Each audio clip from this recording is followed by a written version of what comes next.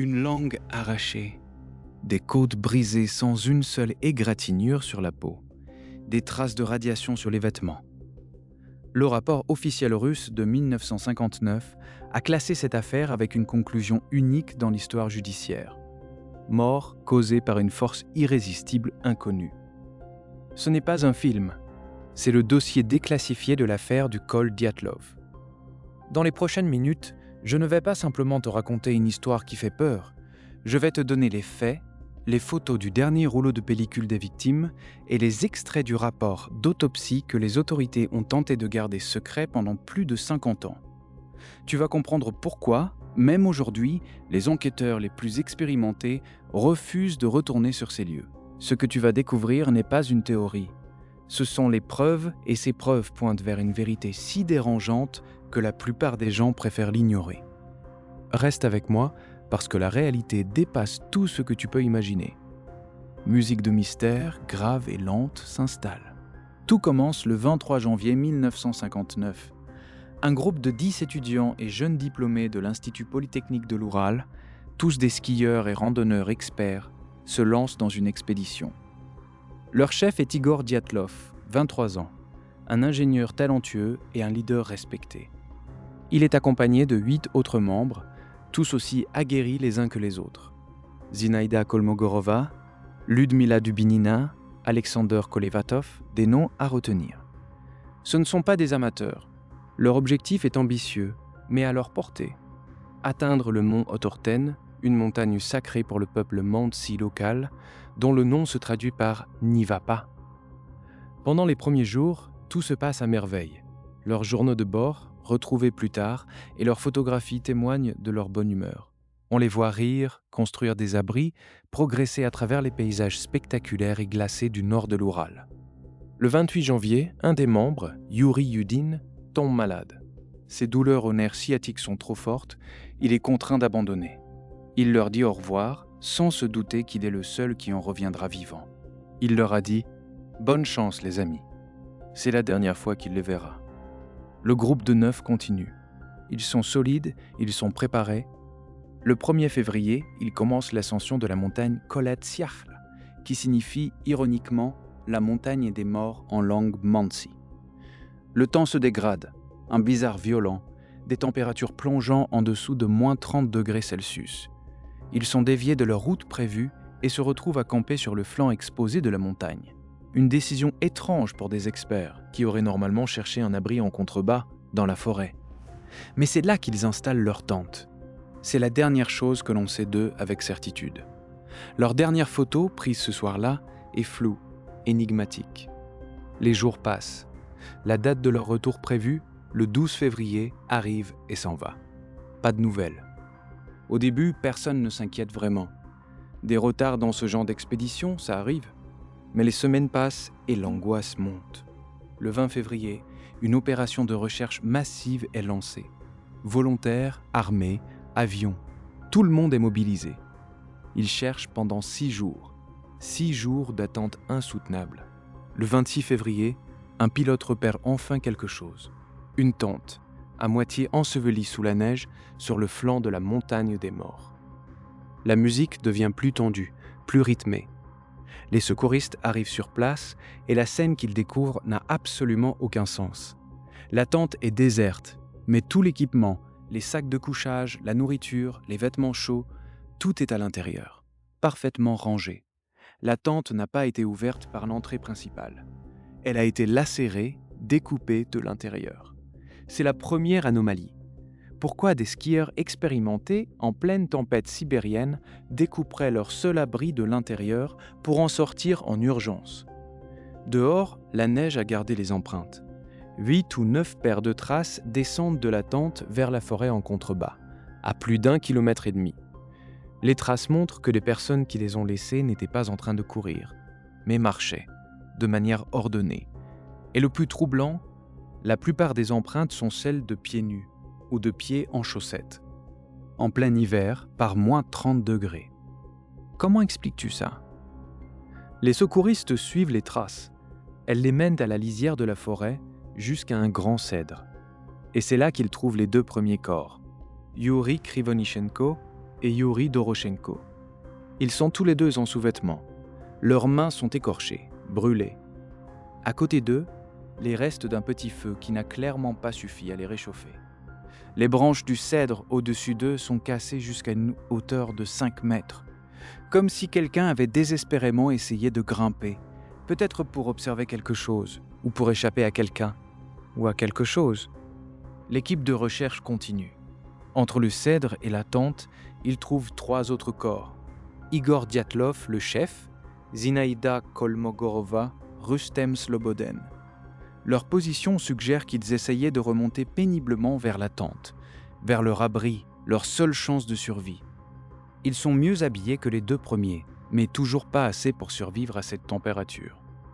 L'autopsie de Sloboden révélera une fracture de 6 cm au crâne, mais sans aucune blessure externe visible.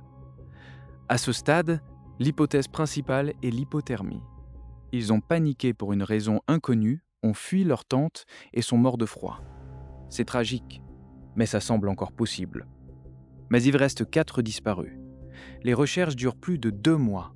La neige fond lentement. Et le 4 mai, la véritable horreur de l'affaire Dyatlov est révélée.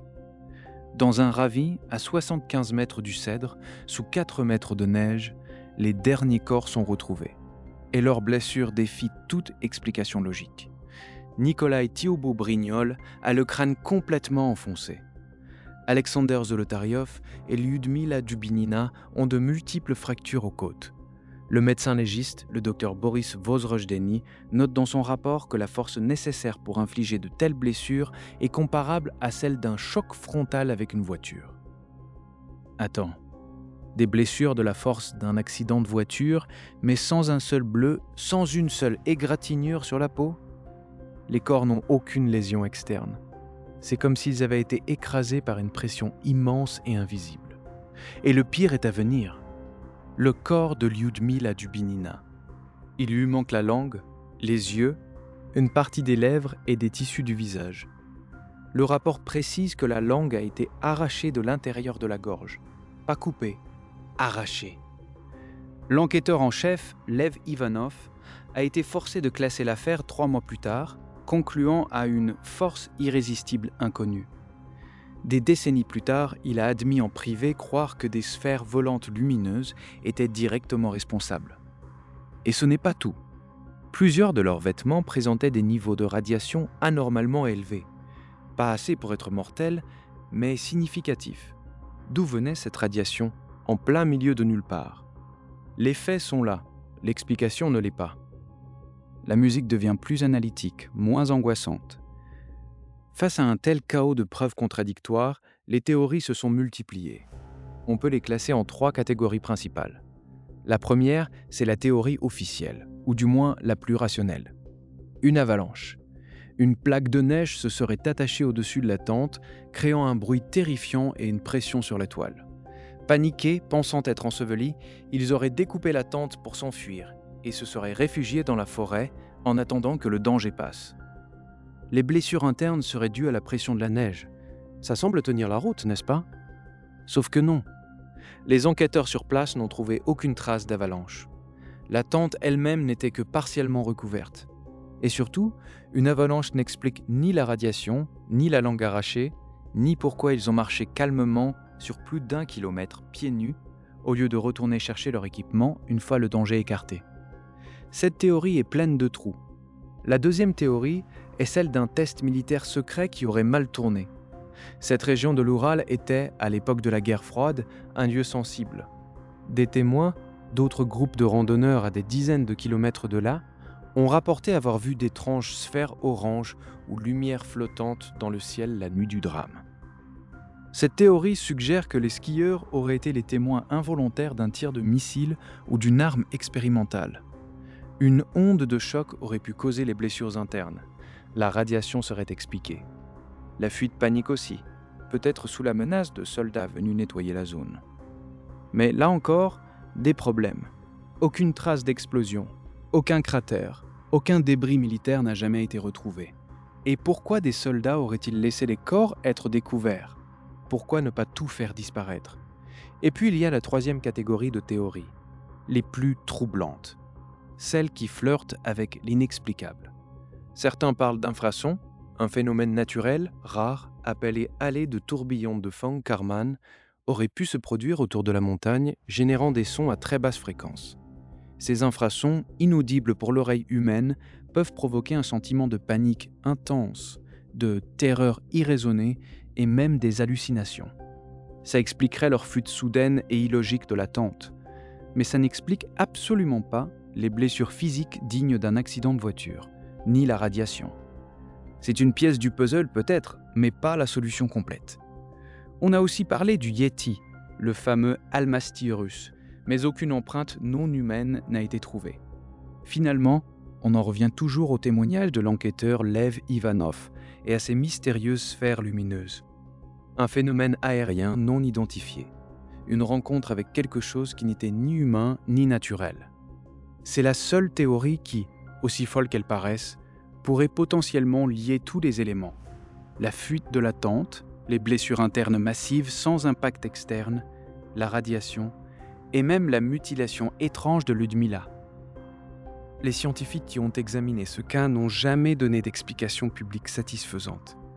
La musique devient plus lente, plus émotionnelle et introspective. Réfléchis à ce que ça signifie vraiment. Ce n'est pas juste une histoire effrayante à raconter autour d'un feu de camp. C'est un dossier officiel, documenté, avec des rapports d'autopsie, des photographies, des témoignages. 9 jeunes gens, pleins de vie et d'avenir, sont morts dans des circonstances que notre science, notre logique, notre compréhension du monde ne peuvent pas expliquer. L'affaire Dyatlov, ce n'est pas seulement un mystère non résolu, c'est une fracture dans notre réalité. C'est la preuve que le monde dans lequel on vit est infiniment plus étrange et potentiellement plus dangereux que ce qu'on nous apprend à l'école.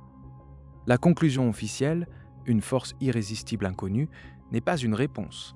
C'est l'aveu d'une ignorance totale. C'est un gouvernement, avec toute sa puissance militaire et scientifique, qui regarde un ensemble de faits et qui dit « on ne sait pas ce qui s'est passé ici ». Et ça nous dépasse. Quand tu regardes les photos de Zina, d'Igor, de Ludmila, souriant quelques jours avant leur mort, tu ne vois pas des personnages de fiction. Tu vois des gens comme toi et moi. Et ils ont rencontré quelque chose sur cette montagne.